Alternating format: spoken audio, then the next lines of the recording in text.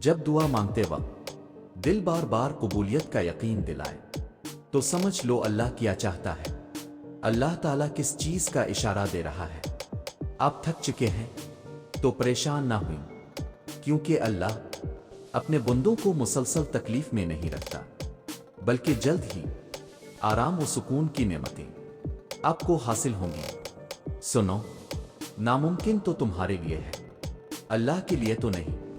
اللہ تو ناممکن سے ہی وسیلے بناتا ہے، اللہ تو اندھیروں سے ہی راستے نکالتا ہے۔ اللہ سے مانگ کر تو دیکھو، دعاؤں کے آگے تو پہاڑ بھی کچھ نہیں۔ اللہ سے نا امید کیسے ہو سکتے ہو تم؟ اس کے لیے تو بس ایک کن کی بات ہے۔ اللہ تمہاری خواہش کو تبدیل نہیں کرتا، بلکہ وہ تمہارے صبر کی پرورش کرتا ہے۔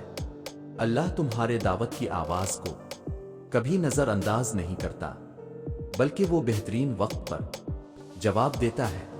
اور جب تم اس کی دی ہوئی آزمائش پر صبر کرتے ہو، اس کی رضا کے آگے سر جھکا دیتے ہو، تو وہ تمہیں چن لیتا ہے اپنے من پسندیدہ بندوں میں۔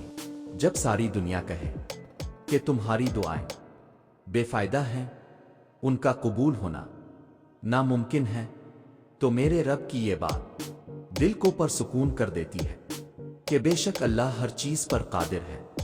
بس تھوڑا صبر کرو، ان مقرر کردہ آزمائشوں کے بعد تمہاری چاہت تمہیں نواز دیا جائے گا۔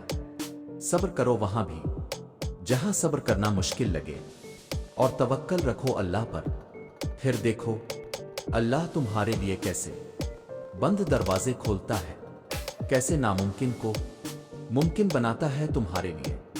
بے شک اللہ صبر کرنے والوں کے ساتھ ہے۔ سنو، وہ تمہاری آنکھوں سے نکلنے والے آنسوؤں کی ایک ایک وجہ جانتا ہے، وہ ان کو اپنے کن سے خوشیوں میں بدل دے گا۔ بس وہ چاہتا ہے کہ تم اس پر یقین رکھو۔